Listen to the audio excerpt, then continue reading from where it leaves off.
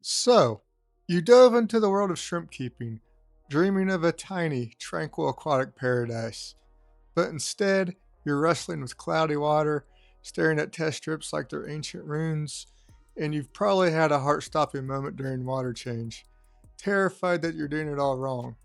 If you're over the stress and just want that gorgeous, thriving shrimp city you signed up for, you've come to the right place. Hey, shrimpy people! Welcome. If you're not along to any of that, trust me, I get it. I've made a whole lot of mistakes over the years, especially when I was figuring all this out, and I learned that the real secret to a stunning shrimp tank isn't about some mad scientist chemistry set or wildly expensive gear. It really comes down to just being consistent and getting a feel for a few key ideas. In this video, I'm going to share the exact simple routine I use. We're going to demystify the whole maintenance process so you can spend less time panicking and more time just enjoying that incredible underwater world you've created. By the end of this, you'll have a clear, totally chill plan for a healthy and beautiful shrimp colony.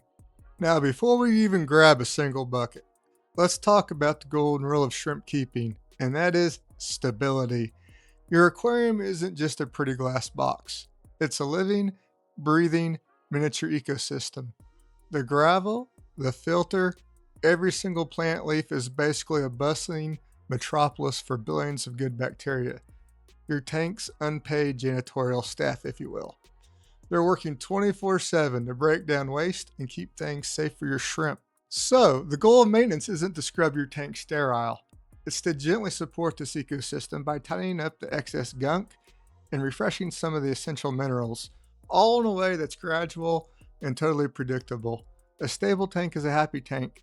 Big, sudden changes are the number one villain of shrimp keeping, causing stress, bad molts, and sudden deaths, no matter how good your intentions are.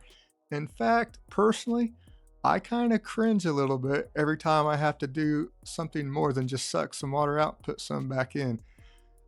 The key is doing as little as you possibly have to do to keep things going smoothly. Think of your weekly maintenance less like a chore and more like a gentle spa day for your tank. You're just helping the ecosystem stay balanced without sending a tidal wave of change through it. A consistent, gentle routine is 1,000 times better than one massive, frantic cleaning session once a month. Once you really get that, the fear of messing it up totally disappears. All right, time to get our hands metaphorically wet, if you will. I'm going to break this down into 3 simple steps that will honestly become a calm, easy, and maybe even enjoyable weekly ritual. Step 1, the safe water change. The problem. Let's be honest, the water change can be a white knuckle experience. You're worried about shocking your shrimp with different temperatures or water chemistry, and you're right to be cautious. Just dumping a bucket of fresh top water in there is like a polar plunge they did not sign up for. The solution. We're only doing a small 10 to 20% water change once a week. It's the perfect amount to remove nitrates and add back minerals without sending your parameters on a roller coaster. First, siphon 10 to 20% of the old water into a clean, dedicated bucket. Once you have the water out, it's time to prep the new water. Your new water absolutely must be dechlorinated. I use a good water conditioner like Seachem Prime. Just as important, try to get the new water to feel about the same temperature as your tank. A quick touch test works great. And if you're worried about your water source being inconsistent, causing change and instability for your shrimp, you can use a little TDS meter and make sure the TDS in your tank isn't too much crazy different than the TDS in your new water going into the tank. Now, instead of just dumping the new water in, which can cause a tidal wave, pour it in slowly. A great trick is to pour the water onto a piece of hardscape like a rock or driftwood, or even against the glass to diffuse the flow. This prevents stirring up the substrate and stressing out your shrimp, and completely eliminates the risk of shock. It's an absolute game changer. Step 2, cleaning the glass. The problem, a film of algae on the glass is a fact of life, but it's kind of like trying to watch TV through a smudgy window. The solution. For the glass, your new best friend is an algae scraper. Any kind will do. Scraping algae off the glass is not hard. A few satisfying swipes once a week, and your new view is crystal clear. For a stubborn spot, an old gift card or a soft toothbrush does wonders without scratching the glass. But remember, the goal here is to not get everything completely sterile. We're here to, this is cleaning the glasses just for you to watch the shrimp so you can see them clear. So that means the front glass, I clean the front glass, and then all three other sides are natural. And all that algae and biofilm growing on that glass is good for the shrimp. Step 3, filter maintenance. Don't kill your bacteria. The problem. I cleaned my filter and then my shrimp colony vanished. It's a gut-wrenching, all too common story. The culprit is almost always improperly cleaning your sponge filter with tap water. Your sponge filter isn't just collecting gunk. It's a high-rise apartment building for all the beneficial bacteria that are a life support system of your tank. Chlorinated tap water just doesn't clean it. It demolishes the whole building, crashing your tank cycle and leading to a deadly ammonia spike. The solution.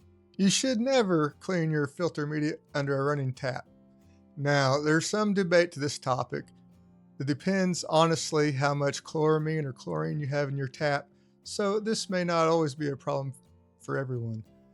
But the right way is easier, way easier. When you do your water change, just use that bucket of old tank water you siphoned out. Take the sponge or media from your filter and just give it a few good swishes and squeezes in that bucket. You'll be amazed, but yet slightly horrified by the cloud of brown gunk that comes out. That's the debris you want to remove. The goal isn't to make it sparkling clean. It's just to unclog the water so it can flow freely again. A few good squeezes, pop it back in the filter, and you're done. This keeps your bacterial buddies safe while making your filter run like new. You only need to do this when you notice the flow from your filter slowing down. That's how I do it.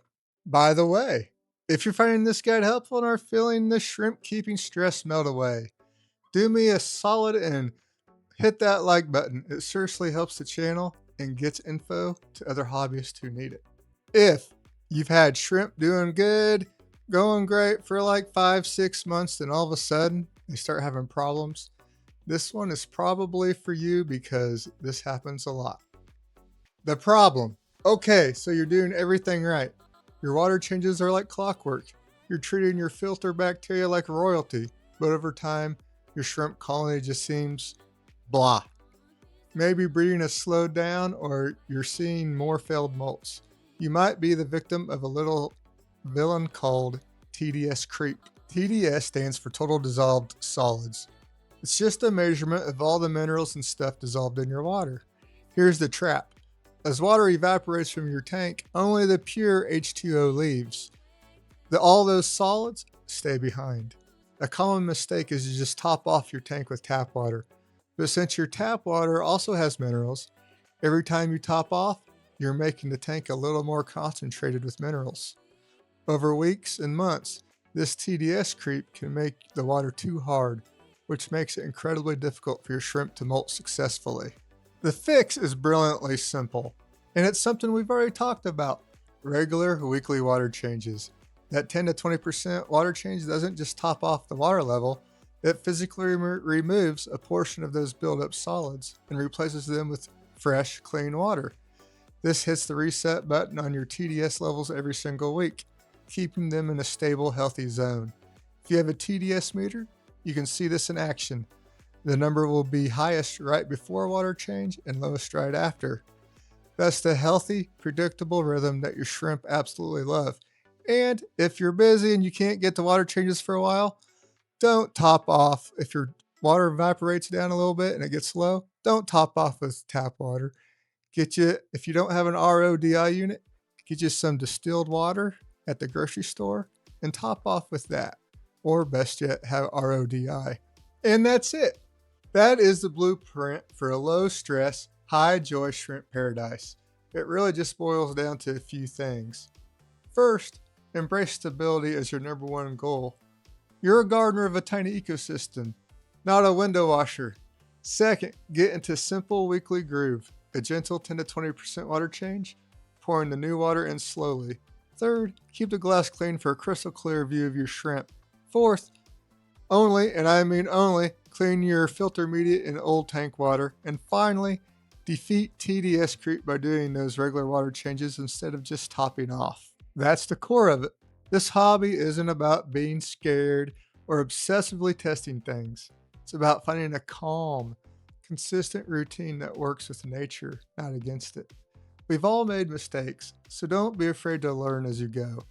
The entire point is to create a beautiful, fun hobby for you and a fantastic home for your shrimp.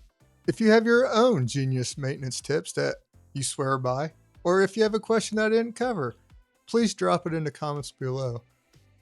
I honestly love reading through them and building this awesome community of shrimp nerds together.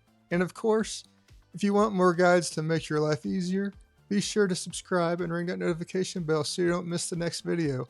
Until next time, happy shrimp keeping. Bye.